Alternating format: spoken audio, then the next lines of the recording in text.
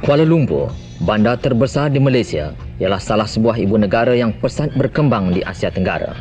Walaupun moden dan berjiwa maju, namun corak serta warna ketimuran yang gemilang tetap abadi. Seni bina aliran Arab yang terjalin pada banyak pejabat-pejabat kerajaan menyemarakkan seri wajah Kuala Lumpur. Bandar semakin besar dan pasti pesat berkembang maju lantaran kedudukannya sebagai ibu negara Malaysia yang bebas merdeka.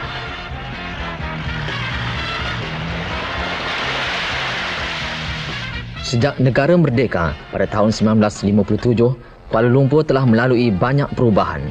Pertumbuhannya jauh melebihi sangkaan. Pembinaan rancak diusahakan. Tiap-tiap hari, rumah-rumah lama dirobohkan dan didirikan pula aneka bangunan bertingkat-tingkat, terbikin dari besi waja, konkrit dan kaca. Hotel baru, pejabat dan bank baru, rumah pangsa baru, taman perumahan baru.